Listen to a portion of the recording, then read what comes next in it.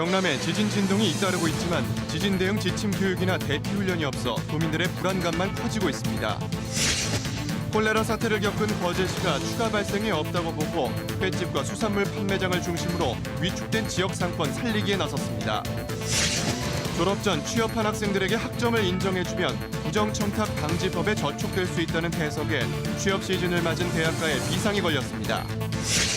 아파트 단지 규모로 창원시와 부영이 갈등을 빚는 마산해양 신도시 사업계획 수립이 올해 연말 이후로 연기됩니다. 안녕하십니까. 경남 소식입니다. 이딴 지진에 주민 불안감이 커지며 경남도 결코 안전지대가 아닌 것으로 드러나고 있습니다. 하지만 자치단체들은 지진 대응 지침을 제대로 알리지 못하고 있는 데다 지진 대비 훈련마저 유명무실하다는 비판을 받고 있습니다. 김준원 기자의 보도입니다. 강한 지진의 지진동이 그대로 전달됐던 경남. 주민들은 진동이 느껴질 때마다 피하기 바빴지만 대응법을 제대로 아는 사람은 드물었습니다. 크게 훈련 받은 기억은 없고 민방위 같은 경우는 홍보 자체가 주위에 뭐 떨어질 물건이 있다든지 이런 게 있었을 때 피할 수 있는 대피 요령이. 창원시 홈페이지에서 지진 대피 요령을 어렵게 찾았지만 볼 수가 없습니다. 제대로 관리를 하지 않은 겁니다. 이런 데다 지진 대피 훈련도 형식에 그치고 있습니다. 경상남도가 올해 2차례 지진 대비 훈련을 했지만 대부분 관련 공무원이 참가 대상이었습니다. 다중집합 이용시설은 여지까지 매뉴얼만 마련되었지 실제 대피 훈련을 실시를 안 했습니다. 그래서 민간 소유자와 협의를 해서 내년부터는. 학교도 마찬가지입니다. 1년에 2시간 이론 교육을 하지만 실제 지진 대피 훈련은 이뤄지지 않습니다. 이론적 교육에 좀 치중해온 것이 사실입니다. 실질적으로 대피 훈련을 병행해서 실시해가지고 아이들이 어린 시절부터 몸에 배일 수 있도록. 때문에 일본처럼 시민들이 직접 참여하는 종합방재훈련이 마련돼야 한다는 지적이 제기되고 있습니다. KBS 뉴스 김준원입니다. 네, 다음 소식입니다. 거제시가 정부의 공식 발표가 없음에도 콜레라 종식을 자체적으로 선언하며 위기에 놓인 지역 상권 살리기에 나섰습니다. 콜레라의 최장 잠복기가 지났고 해수검사에서도 콜레라 음성 판정이 나왔다는 이유에서입니다. 보도에 조미령 기자입니다. 거제의 한 횟집, 10여일 동안의 개점 휴업 끝에 문을 열었습니다. 거제시가 콜레라 3번째 환자 확진 판정 이후 22일 만에 콜레라 종식을 자체 선언했기 때문입니다. 장사 17년 이래 처음 있는 콜레라로 이렇게 장사집에 문 닫기는 처음인데 콜레라가 종식되었다고 하니 우리 집뿐만 아니라 주변에 있는 횟집들도 잘 됐으면 좋겠습니다. 거제시는 수인성 전염병 관리 지침상 최장 잠복기 5일보다 4배 넘는 22일이 지났고 콜레라 양성 판정이 나온 거제시 대게마을 앞 해수에 대한 지난 13일 공동검사 결과도 음성으로 나왔다는 겁니다. 최대 잠복기 5일의 2배인 10일이 지났고 9월 13일 날 공동체수한 해수에서 콜레라균이 음성으로 판정되었기 때문에 콜레라 종료를 선언했습니다. 첫 콜레라 환자가 발생한 지난 11일 이후 40일 동안 발생한 피해는 200억 원. 거제시는 전 직원 점심 식사에 생선회 먹기 운동 등 위축된 지역 상권 살리기에 시동을 걸었습니다. 콜레라는 다시 추가 발생을 하지 않는다는 확실한 믿음을 국민들에게 드리고, 그래서 이게 수산물의 지금 오히려 판매 촉구를 저희들이 대대적으로 해 나가야 됩니다. 질병관리본부는 거제시가 콜레라 종식을 선언했지만 해수검사와 설사 환자 모니터링은 계속하기로 했습니다. KBS 뉴스 조미령입니다. 대학 마지막 학기에 취업을 해서 수업을 듣지 못하게 된 학생들에게 학점을 줄 경우 청탁방지법, 이른바 김영란법에 저촉되는데요.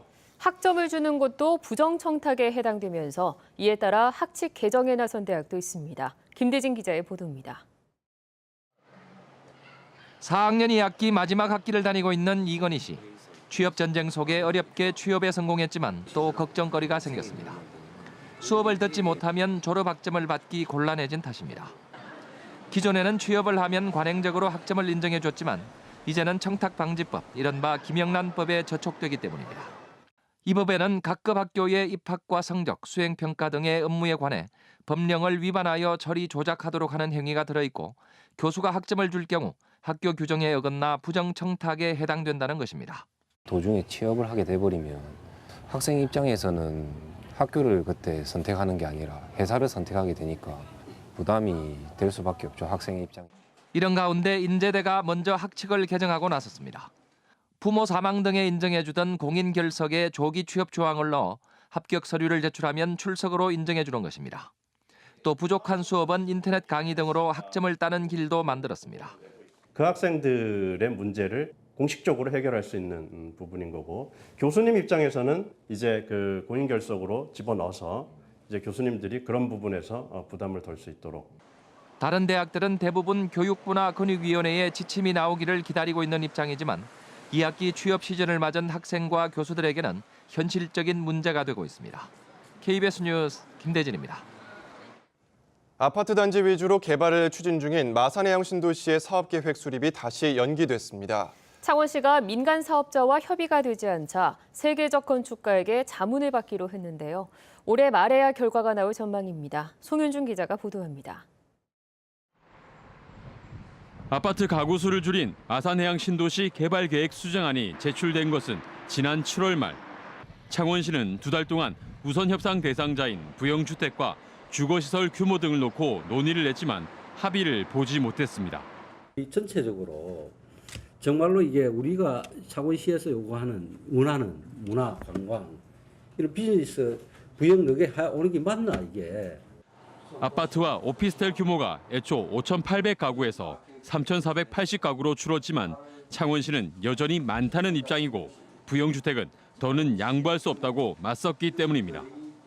창원시는 대신 해외 유명 건축가에게 마산 해양 신도시와 서항 친수공간, 도섬 등을 연계한 개발계획 수립을 의뢰하고 그 내용에 따라 내년부터 부영 측과 협의할 계획입니다. 저희들이 바라는 방향이 건축가의 어떤 판단하고 100% 일치할 거라고 보지는 않습니다. 그런 부분에서는 시에서 아마 다시 한번 판단을 해야 될 시점이 있을 것이고요. 아파트 위주 개발 계획과는 별도로 마산해양 신도시가 갑포신항 준설토를 처리하는 과정에서 조성된 만큼 정부의 지원을 받아 공영 개발을 해야 한다는 주장도 제기되고 있습니다. KBS 뉴스 송현준입니다. K-팝과 드라마 등 우리나라 문화 콘텐츠의 힘은 한류라는 큰 흐름이 됐죠. 이제는 농업에서도 한류 열풍이 불어 외국인들이 농업 기술을 배우기 위해 우리나라를 찾고 있습니다. 보도에 정유진 기자입니다. 도서관처럼 작물이 늘어선 온실안은 푸른 빛이 가득합니다. 활짝 피어난 꽃술을 맞대어 수정도 시켜보고 연두빛 고개를 내민 새싹들에는 물을 줍니다. 작물들을 가꾸는 사람들은 베트남에서 온 레티홍 씨와 버민툭 씨. 지난 6월 농업 기술을 배우기 위해 한국에 온 베트남 동나이 성의 공무원입니다. Công nghệ làm vườn của Hàn Quốc thật là tuyệt vời. Cây trồng phát triển mà không hề bị ảnh hưởng bởi khí hậu. Đấy là một điều đáng ngạc nhiên, làm cho tôi cảm thấy rất là khâm phục. 이들이 배우는 분야는 수경 재배. 하종부터 수확까지 생육 상태를 꼼꼼히 기록하고 잎을 솎아내거나 지지대를 세우며 직접 작물을 길러냅니다. Tìm hiểu và học tập nền công nghiệp tiên tiến của Hàn Quốc để sau này trở về Việt Nam tôi sẽ phổ cập và ứng dụng để phát triển nền nông nghiệp trong nước. 경남 농업기술원이 베트남 공무원에게 연수를 시작한 지 어느덧 5년째. 그동안 15명이 다양한 농업 기술을 배워갔습니다. 이 연수를 통하여 연수생들이 베트남에 돌아가서 한국에 대해서 아주 좋은 인상을 가지고 전파를 하고 있으므로 인해 베트남뿐만 아니라 탄자니아, 과테말라 등에서도 우리 농업 기술을 배워가는 등 농업에도 한류 바람이 불고 있습니다. KBS 뉴스 정유진입니다.